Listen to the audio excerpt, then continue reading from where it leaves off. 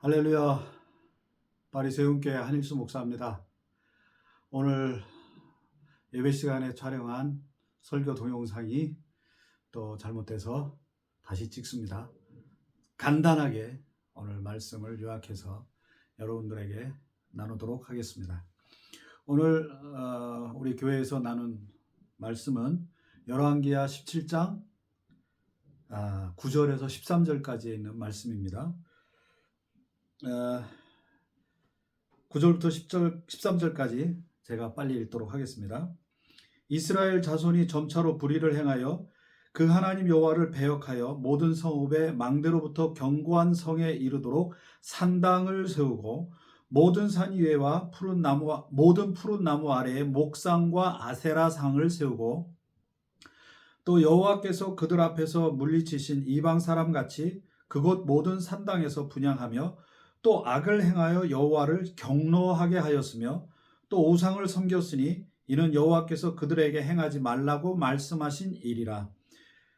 여호와께서 각 선지자와 각 선견자를 통하여 이스라엘과 유다에게 지정하여 이르시기를 너희는 돌이켜 너희 악한 길에서 떠나 나의 명령과 율례를 지키되 내가 너희 조상들에게 명령하고 또 내 종 선지자들을 통하여 너희에게 전한 모든 율법대로 행하라 하셨으나, 이 말씀입니다. 오늘 말씀은 산당과 관련된 구절입니다.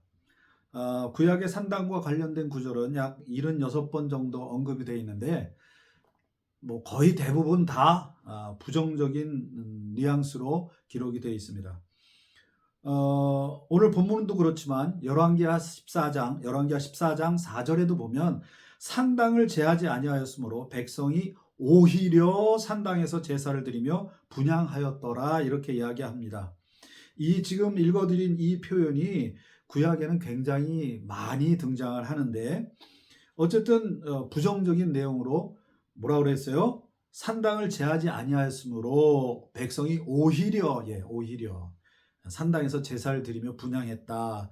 하나님 앞에 제사하는 것인데도 이렇게 부정적인 뉘앙스로 기록이 되어 있다고 하는 것이에요. 심지어 열왕기상 3장 3절과 3장 4절에도 보면 솔로몬이 여호와를 사랑하고 다윗의 법도를 지켜서 그랬는데도 산당에서 제사를 했다. 심지어는 그 산당에서 일천변제를 드렸는데 하나님께서는 그 제사를 받으셨다. 이렇게 얘기를 하고 있음에도 불구하고 성경은 산당에서 제사 드리는 것을 굉장히 부정적으로 말하고 있다고 하는 것이죠. 그럼 왜 하나님께서 이렇게 산당에서 예배하는 것을 금하셨을까요? 그것은 신명기 12장에 있는 말씀의 근거에서 우리가 생각해 볼 수 있는데요.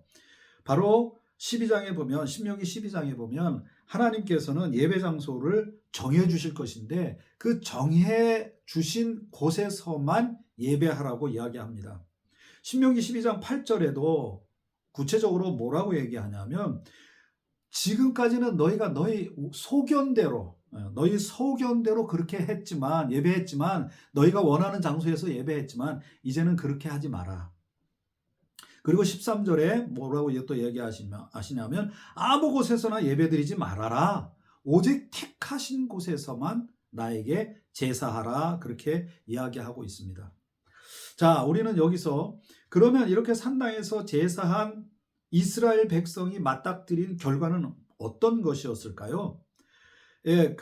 오늘 본문 9절에 보면 이스라엘 자손이 점차로 불의를 행하여 그 하나님 여호와를 배역하여 모든 성읍의 산당을 세우게 되었다고 말을 하고 있고, 그리고 오늘 본문 열왕기하 17장 우리 11절에 보면 뭐라고 얘기하냐면 그곳 모든 산당에서 분향하며 또 악을 행하여 여호와를 경노하게 하였다. 그리고 12절에 우상을 섬겼다. 이렇게 말씀이 나옵니다. 우리가 여기서 한 가지 생각해 볼 수 있는 것은 산당에서 예배했기 때문에 이스라엘 백성이 타락한 것이냐, 아니면 타락했기 때문에 산당에서 제사를 한 것이냐, 이것을 생각해 볼 수 있는데 사실 이거는요 악순환의 고리예요. 산당에서 예배했기 때문에 타락했고 하나님을 떠났고 하나님을 떠나고 타락했기 때문에 산당에서 예배했다. 예, 이것이 악순환의 고리가 된다는 것이에요. 그래서 13절에 뭐라고 얘기합니까? 오늘 본문의 13절 쭉 얘기하시면서 너희 조상들에게 명령하고 또 내 종 선지자들을 통하여 너희에게 전한 모든 율법대로 행하라 했지만 너희가 그렇게 하지 않았다. 예, 그렇게 이야기하고 있는 것이에요. 이것을 요약하면 한마디로 이것을 요약하면 우리가 어떻게 얘기할 수 있느냐 하면요. 하나님을 섬길 때 너희들 기분대로 너희 편한 대로 예배하거나 섬기지 말고 내가 원하는 대로, 즉 하나님이 원하는 대로 하나님이 정해준 방법대로 나를 예배하고 섬기라고 말씀하고 있다는 것입니다. 우리가 이 산당 예배 이것을 통해서 우리가 생각해 볼 수 있어야 하는 하나님이 우리에게 주시는 교훈이 바로 이것이에요. 산당에서 예배를 드리는 것 그것이 뭐라 그럴까요? 나쁘다? 아니면 뭐 아니다? 이걸 떠나기 전에 논하기 전에 우리가 한 가지 생각해 봐야 할 것이 있다면 이 산당 예배를 금하신 하나님의 뜻을 우리가 생각해 보면서 얻어야 할 교훈이 있다면 그건 바로 무엇이다? 다시 말씀드립니다. 하나님을 섬길 때 우리의 기분대로 우리의 편리한 대로 예배하거나 섬기면 안 되겠다. 우리가 원하는 대로 우리가 정한 방법대로 하나님을 예배하고 섬기는 것은 그거는 하나님이 기뻐하시는 하나님이 받으시는 예배가 될 수 없다라고 하는 것입니다. 즉 하나님이 원하는 대로 하나님이 정해주신 방법대로 즉 하나님이 기뻐하시는 대로 우리가 예배해야 한다고 하는 것입니다. 이렇게 하나님이 정해주신 방법대로 예배하는 것이 얼마나 중요한 것인지 제가 예를 몇 가지 들어보도록 하겠습니다. 여러분 K9 아시죠? 우리나라가 만든 자주포 명품 무기라고 우리가 얘기합니다. 이 명품 무기를 세계 각처에 지금 많이 팔았습니다. 그 중에 한 군데가 또 인도라는 나라가 있습니다. 인도가 우리나라 K9을 사갔는데 우리나라에서 완제품으로도 사가고 또 우리나라에서 만든 부속을 가지고 가서 거기에서 자기들이 자체 현지 조립 생산을 하는 방식으로도 K9을 수입해 갔습니다. 근데 우리나라에서 직접 만들어서 가져간 자주포는 성능이 뭐 그대로 나옵니다. 아주 뭐랄까 우수한 성능이 그대로 나옵니다. 그런데 똑같은 부속품을 가지고 인도에 가지고 가서 인도 현지인들이 현지 생산을 한 거는 똑같은 조립품을 썼는데도 이게 성능이 막 들쭉날쭉해요. 막 이리 쏘면 저리 날아가고 그 다음에 어떤 건 날아가지도 쏴지지도 않고 막 이러는 거예요. 그래서 우리 막 컴플레인을 거는 거죠. 인도에서 우리나라에다. 뭐 그랬더니 이제 우리나라에서 이상하다. 그리고 조사단을 파견을 해봤습니다. 그랬더니 어떤 일이 있었느냐 하면 우리가 설계도를 어떻게 조립하라고 방법을 가르쳐 줬을 거 아니에요. 근데 그 방법대로 안 한 거예요. 자기들 멋대로 조립을 한 거예요. 막 구멍을 여기다 뚫어야 되는데 저기다 뚫고 뭐 조이는 그것도 있잖아요. 뭐 그 강도 그것도 뭐 10만큼을 조여줘야 되는데 뭐 대충 뭐 한 6, 7 이 정도로 줄이고 그러다 보니까 한 번 쓰면 막 풀어지고 난리가 나는 거예요. 그러니까 이게 성능이 제대로 안 나오는 거였죠. 마찬가지입니다. 우리도 하나님 앞에 하나님이 기뻐하는 대로 즉 하나님이 주신 설계대로 하나님이 주신 도면대로 우리가 예배해야 됩니다. 또 하나 있죠. 레위기를 보십시오. 레위기도 하나님이 우리에게 주신 하나의 예배의 방법을 주신 그 말씀 아니에요? 그죠? 제사를 어떻게 드려라. 이 경우에는 이 제사를 드리고 또 그럴 경우에는 어떻게 제사를 해라. 제물은 뭐를 해야 되고 뭐 그런 걸 아주 세밀하게 세세하게 하나님이 가르쳐 주시잖아요. 우리가 이것을 통해서 알 수 있는 건 크게 우리가 4가지를 알 수 있는데 뭐냐 하면 첫 번째로 오직 하나님이 정해주신 룰에 따라서 예배해야 된다는 것입니다. 오직 하나님이 정해주신 룰에 따라서 제사해야 한다는 것입니다. 그렇게 하지 않으면 어떤 현상이 발생될까요? 이것이 레위기가 우리에게 주는 교훈입니다. 이것이 또 산당 예배를 금하신 하나님이 우리에게 주신, 거기서 그렇게 너희들이 원하는 대로 가서 예배하지 말고 내가 정해준 방법대로, 내가 정해준 곳에서 예배해라. 그렇게 말씀하신 그것에 대한 그 이유, 레위기도 똑같고 이것도 똑같은데, 첫 번째로 말씀드린 것처럼 하나님이 정해주신, 오직 하나님이 정해주신 룰에 따라서 해라. 근데 그렇게 하지 않으면 어떤 일이 발생되느냐? 오직 하나님만 의지해야 되는데, 그리고 제사해야 되는데 그게 그렇게 되지 않는다. 또 오직 하나님께만 영광을 돌리는 제사, 오직 하나님께만 영광을 돌리는 예배가 돼야 되는데 그게 그렇게 되지 않는다. 예. 오직 하나님이 주체가 되는 예배가 돼야 되는데 그게 그렇게 되지 않는다. 그래서 내가 너희에게 룰을 정해주고 내가 너희에게 예배할 곳을 정해주는 거야. 그러니까 너희는 그렇게 예배해야 신령과 진정으로 진짜 예배다운 예배를 나에게 드릴 수 있게 되는 거야. 하나님이 이렇게 말씀해 주시고 이런 교훈을 우리에게 주시고 계신 것입니다. 한번 우리에게 적용해 볼까요? 우리가 예배하면, 우리가 지금 오늘날 제사를 예배하는 거로 표현을 한다면, 여러분 우리가 하나님을 예배할 때 하나님이 정해주신 방법대로 예배하고 있습니까? 하나님이 정해주신 룰대로 우리가 하나님을 예배하고 있습니까? 너무 복잡하다고요? 하나님이 정해주신 방법대로 예배하는 거, 그거 너무 복잡하다고요? 근데 솔직히 말해서 여러분, 복잡하지 않아요. 하나님이 정해주신 방법은 간단해요. 오히려 우리가 그렇게 말하는 그 배경에는 무엇이 있느냐 하면 하나님의 그 룰을 모르기 때문에 그런 경우가 많아요. 하나의 예를 들어보겠습니다. 코로나 이후로 아주 심각해진 것이 하나가 있는데 바로 온라인 예배입니다. 이 온라인 예배를 저는 부정하지 않습니다. 온라인 예배 필요합니다. 때에 따라서는 온라인 예배도 꼭 있어야 합니다.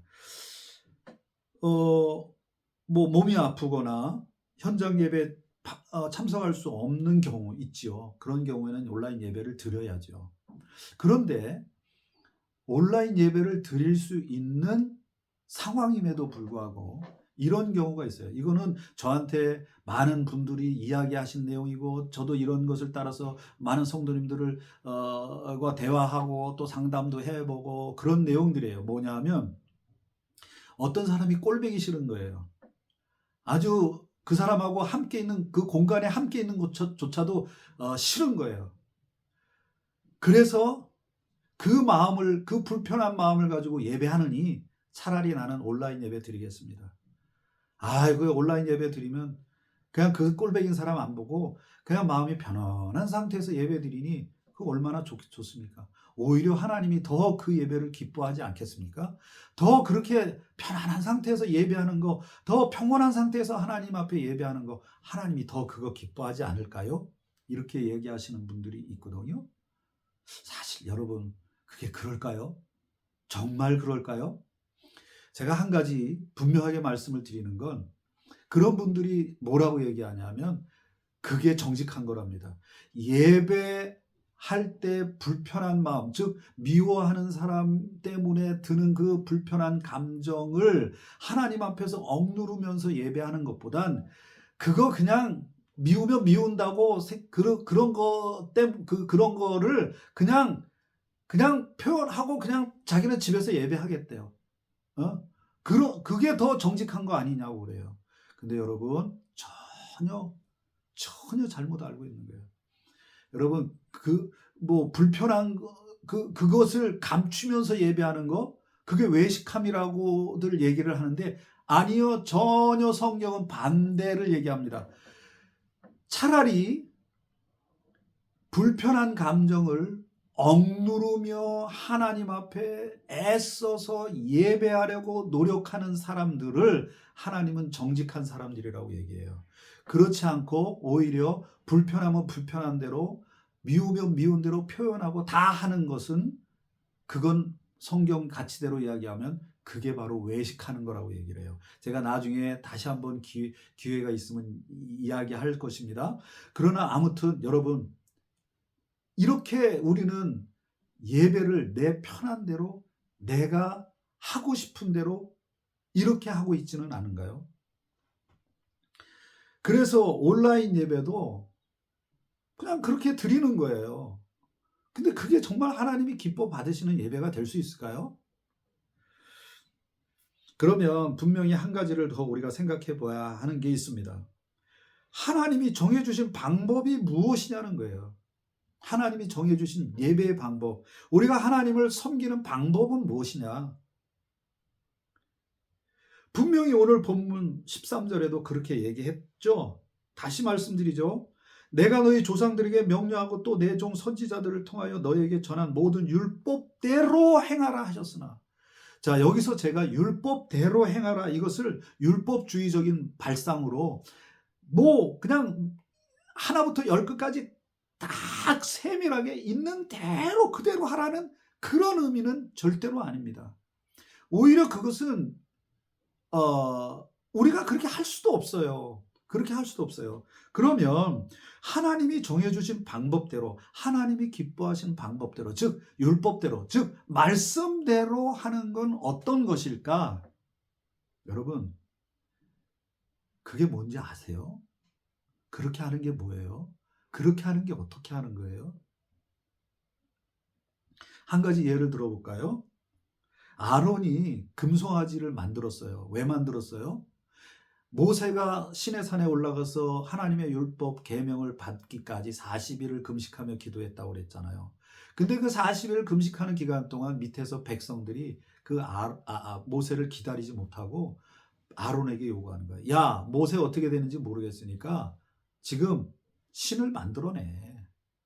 그랬더니 출애굽기 32장 4절에 뭐라고 그랬냐면, 아론이 그들의 손에서 금고리를 받아 부어 조각칼로 새겨 송아지 형상을 만드니 그들이 말하되, 뭐라고 얘기하냐면, 이스라엘아, 이는 너희를 애굽 땅에서 인도하여 낸 너희의 신이로다, 이렇게 얘기하고 있습니다.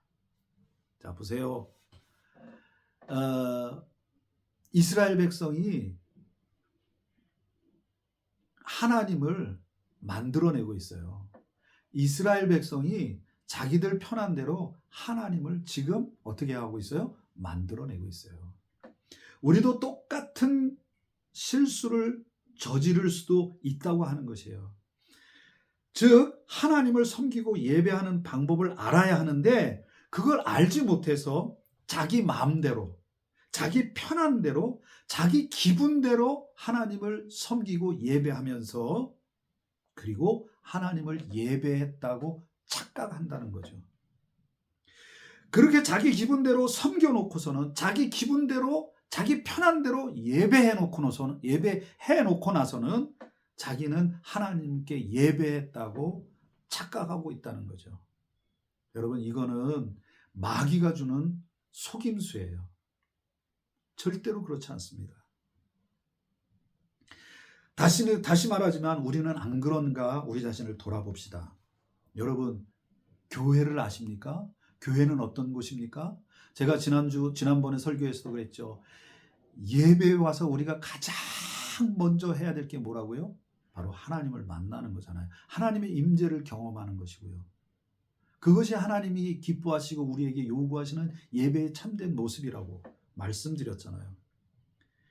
저는 교회를 떠나는 이유를 여러 가지로 생각해 볼 수 있지만, 가장 큰 두 가지 이유를 설명해 보자면, 외형적으로 하나의 이유가 있다면 그거는 교회가 타락했다고 생각하는 거예요. 교회에 너무 부조리가 많다. 특히 그 중에서도 목사님들이 너무 부조리가 많다. 너무 목사님들이 타락했다. 이렇게 생각하는 경우라고 생각해요. 근데 사실 이거는요, 어떻게 보면 귀에 걸면 귀걸이, 코에 걸면 코걸이식이 너무너무 많아요. 물론 교회가 세상 속에 바르게 서 있지 못한 모습 많습니다. 목사님들이 잘못하고 있는 모습 많습니다. 그러나 이건 참된 이유가 될 수 없어요. 그러면 참된 이유는 뭔지 아세요? 제가 경험한 참된 이유는 뭔지 아세요? 두 번째, 개인적인 이유인데, 말씀대로 하지 않고 하나님 없다고 하면서 하나님을 떠나가는 경우예요. 여러분, 성경 말씀을 우리가 왜 믿을 수 있습니까? 성경 말씀을 왜 믿을 수 있습니까? 성경은요, 살아계신 하나님의 말씀이거든요. 근데 그 하나님의 말씀대로 해보지 않고 하나님 없다고 하면서 하나님 부정하고 하나님을 떠나가는 거예요. 이거 정말 안타까운 거예요. 우리가 교회의 부조리한 모습, 혹은 저 같은 목사들이 잘못된 모습 보고 교회를 떠나갈 수도 있지만, 그거보다 더 큰 문제는 뭐냐 하면, 말씀대로 해보지 않고 하나님 없다고 하나님을 부정하고 하나님을 떠나가는 그것입니다. 그것이 더 안타깝고 그것이 더 정말 통탄한 모습이에요. 사랑하는 성도 여러분, 말씀을 있는 대로 믿고 받아들이고 한번 그대로 해보세요. 하나님이 역사하셔서 말씀의 참됨, 말씀의 진리됨이 여러분 경험될 것입니다. 또 교회에서 자기 마음대로 하는 것 중에 첫 번째 것을 꼽으라면 이 사랑 아닐까 싶어요.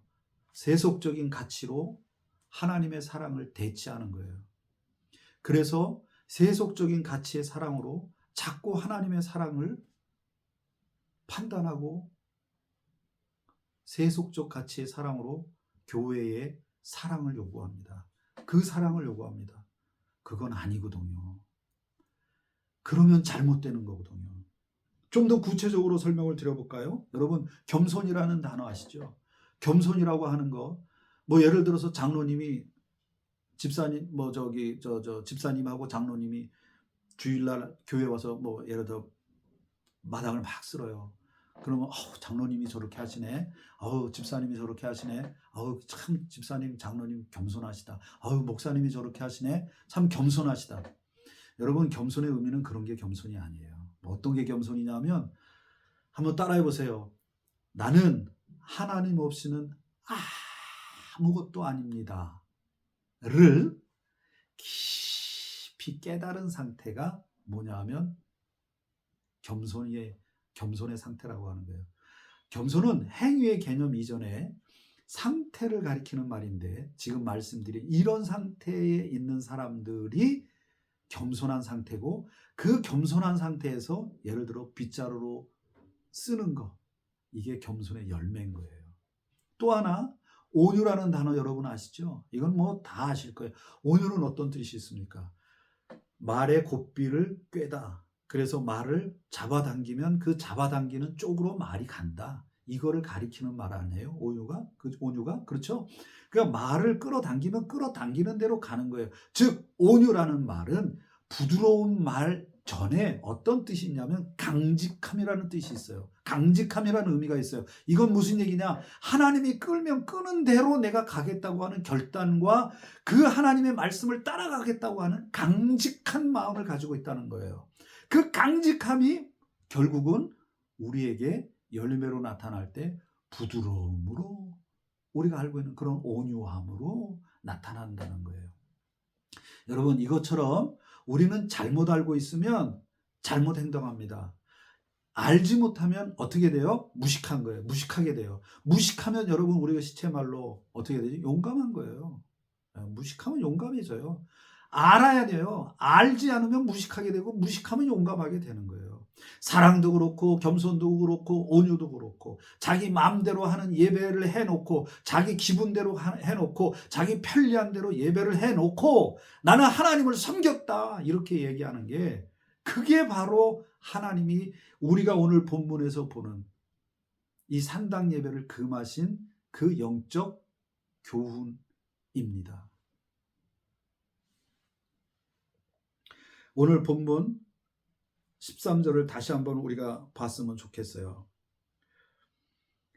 너희 마지막 부분 읽을게요. 내가 너희 조상들에게 명령하고 또 내 종 선지자들을 통하여 너희에게 전한 모든 율법대로 행하라 하셨으나.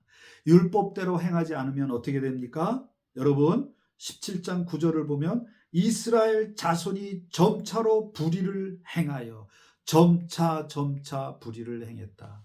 예, 산당 여기서 산당에서 예배하지 말고 여기서 예배해. 그리고 여기서 내가 정해준 룰대로 해. 그런데 귀찮은 거예요.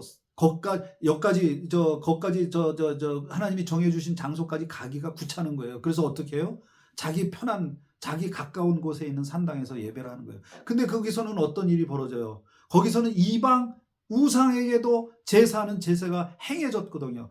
근데 그 제사를 가만히 보니까 자기도 예배하러 갔는데, 하나님을 제사하러 갔는데 이방 그 우상에게다 예배하는 건 이거보다 더 심플하고 깔끔하고 뭔가 그럴듯해 보이거든요.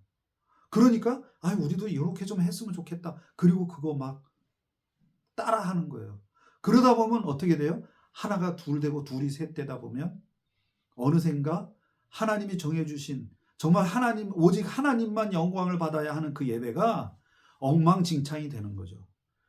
우리가 편리한 대로 내 마음대로 예배하는 거 그거 굉장히 조심해야 하는 겁니다. 사랑하는 성도 여러분, 그래서 오늘 저는 결론의 말씀으로 두 가지를 말씀드리고 싶어요.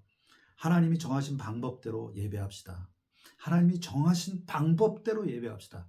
여러분, 이 하나님이 정하신 방법이라는 건 무엇인지 이제 계속해서 이야기할 것인데, 어쨌든 하나님이 정하신 방법대로 예배할 수 있도록 우리는 우리 자신을 결단해야 합니다. 그것이 어떤 것이든지 하나님이 정해주신 방법과 룰에 따라 내 편리함이라 내 기분대로 예배하고 하나님을 섬기는 것이 아니라 하나님이 말씀하신 대로 내가 옳다고 생각하는 것이 아닌 모든 예배를, 모든 섬김을 하나님이 기뻐하시는 방법대로 내가 하겠다, 이렇게 결단하는 마음이 첫 번째로 필요하고요. 우리가 이 산당의 이 본문을 통해서 우리가 얻어야 할 교훈은 바로 이거고요. 두 번째, 그러면 하나님이 기뻐하는 예배가 무엇인지 알아야 하거든요. 알으려면 어떻게 해야 됩니까? 여러분, 배워야 합니다. 하나님의 말씀을 배워야 합니다. 제가 한 가지 안타까운 게 바로 이 부분이에요. 바로 이거예요. 제가 신학교 가기 전까지 사실 봉사는 누구보다도 잘했어요. 근데 어느 날 저는 아침 주일날 새벽에 가면 밤에 11시, 12시 반 이때 집에 들어왔어요. 저는 목사님이 시키는 거면 그냥 군말 없이 했어요. 담당 교육자가 시키면 군말 없이 했어요. 그것뿐만 아니라 제가 알아서 막 했어요. 그런데 어느 날 어느 권사님이 저한테 그러더라고요. 아이고, 우리 한일수 청년은 너무너무 믿음이 좋아, 신앙이 좋아. 근데 그 말을 듣는 순간 제가 현타가 왔어요. 왜 현타가 왔는지 아세요? 가만히 생각하니까 나는 믿음이 좋은 것도 없고, 나는 정말 너무너무 그냥 그런 사람인데, 아주 못된 사람 축에 속하는데 내가 이거 뭐지? 이런 마음이 들더라고요. 내가 왜 교회를 다니지? 내가 왜 예배를 드리고 있는 거지? 내가 이거 교회 일하러 오는 건가? 이 생각이 막 들더라고요. 그러면서 저는 생각이 드는 게, 내가 한 번도 하나님의 말씀을 공부하거나 해본 적이 없구나. 그럼 내가 뭐를 해봐야 되겠까? 어떻게 해야 되는 게 이게 내가 하나님을 바르게 예배하는 걸까? 이런 생각이 들기 시작했어요. 여러분, 마찬가지라고 생각이 들어요.